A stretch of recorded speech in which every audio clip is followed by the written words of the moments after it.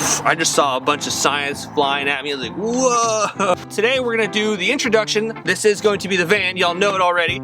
But as for the van build of what we're thinking of doing currently and to set the tone for future videos to come. What's up guys, your boy Connor. A little different video for y'all today. Today we're gonna be talking about the van. We ended up doing a video on the van a while back introducing that we got this Transit, the Sprinter van, 250, medium roof, the 148-inch wheelbase. It's not the basic, it's not the longest, it's the one right in between where it's got a little bit extra length in the back, but nothing to where you're gonna be whipping in parking lots doing 20, 100-point turns looking like Austin Powers. This is my daily when I'm not riding my motorcycle, so I do drive it very often. I go through drive-thrus, parking garages throughout the city, in the country, wherever we've taken it to California, and we've gone to a couple other places with it. But knowing what I know now, we might as well have just gone the high roof. But again, one of the reasons that we didn't was because this was our first van that we were wanting to do some sort of a MOTOVAN conversion. We've had vans before. Our first car was a Kia Sedona, then we had a Ford E250 way back when we did that to a little surf van that was just the guts, the bare guts E250, and then we had a couple of the cars and we ended up coming back with this. We ended up trading our Nissan pickup truck and we got this.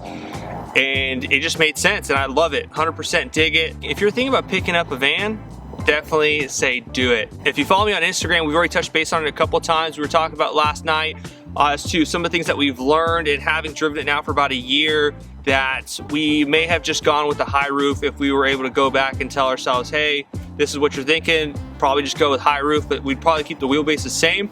This is essentially gonna be a learner van. I love it, it's my daily. When I'm not riding my motorcycles, this is what I drive. And I love the cargo room in the back. All this allows for tons of space, especially when you're carrying your motorcycle. That way you can go somewhere, stay, not have to worry about someone seeing your van like, I bet you there's a motorcycle inside that. Everyone just assumes it's some sort of work truck. A lot of people think they go to plumbing.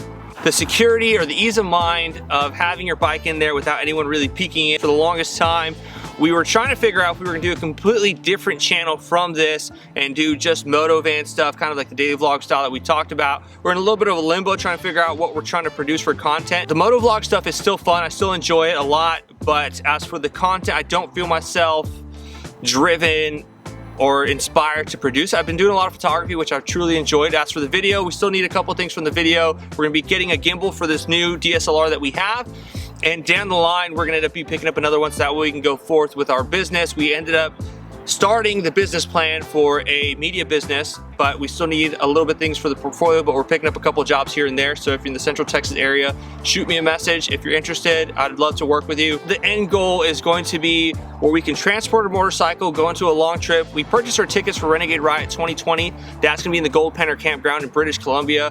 Super excited about that. Hopefully everything can line up and we can afford to go all the way out there, whether it be the time or the funds allotted for that trip. I'm super excited, and that way we'll take the van with the bike inside it, and it'll allow up to, I'm gonna say 3 to 5 days, maybe a week with amenities.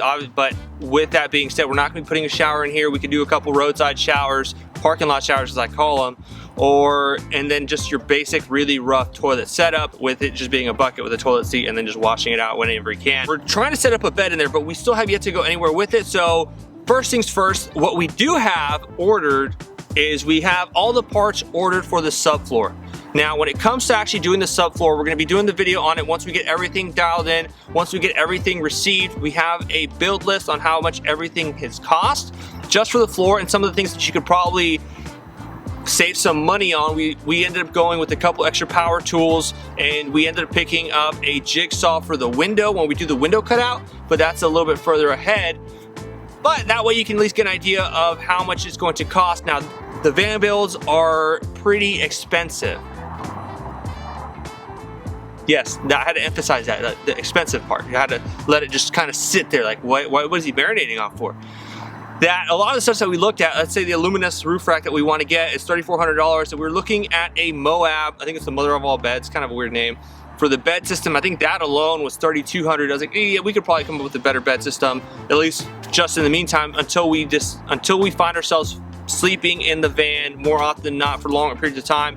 that it might be time to invest into something. I'm gonna show you a quick tour of the inside of the van that we can see how it looks before we even get started. All the items for the floor should be coming in later on this week, and then we'll be tackling hopefully by the weekend, getting it ready, squared away. Now, one of the things that we're gonna be touching base on in future floor videos, why we went the way that we did. I know a lot of people use wood framing. We end up just going with insulation foam board, and that's gonna be it. And again, we'll touch base on that as to why. And so if you have any questions or something that you would be interested in seeing in regards to the van build, let me know. I've already compiled a list of everything that we're gonna be getting. All right, guys, this is my crib. Welcome, MTV Cribs. So here's taking a peek at the inside.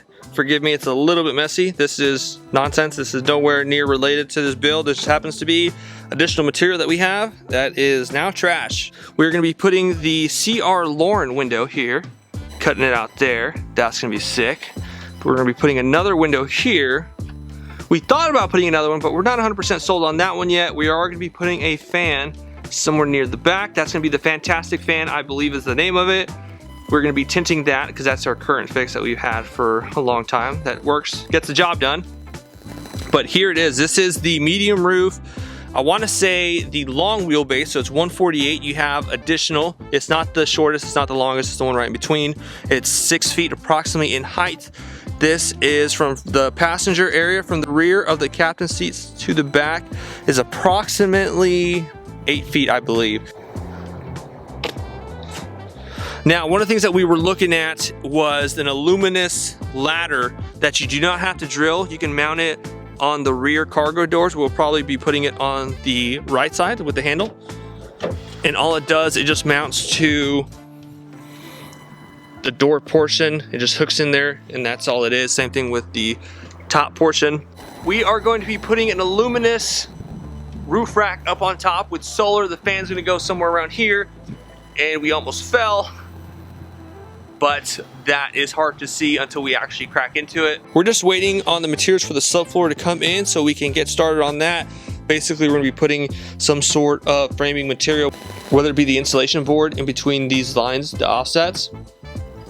And the way we're gonna be securing those along with the plywood on top, and that's going to be the sub. And the way we're gonna be securing it, because we are gonna be using this side for the motorcycle, one of the things I did not want was if the wheel chock is up front and we hit a bump, the bike comes up, it'll eventually, I feel, would weaken the points where the wheel chock is mounted or the tie down points, and it would eventually come up. So that way we're gonna be anchoring a couple points to the actual van. The way we're gonna be doing that is we're gonna get underneath the van, find where we have to drill, take down that spare tire, find some of the points, drill up into here, and the holes will come out of the plywood, foam, etc. But that's all gonna be covered when we actually knock out the subfloor. So if you have any questions or you're interested, some of the things that you think, if there's something that you're curious about, be sure and drop them in the comment section below, so that way when we come to that video, we can try and answer those as best as we can. Now that you've seen the inside of the van, we're gonna break it down a little bit as to some of the items that we're gonna be getting. The thing that's gonna be coming after the subfloor is going to be the CR Lauren passenger side window.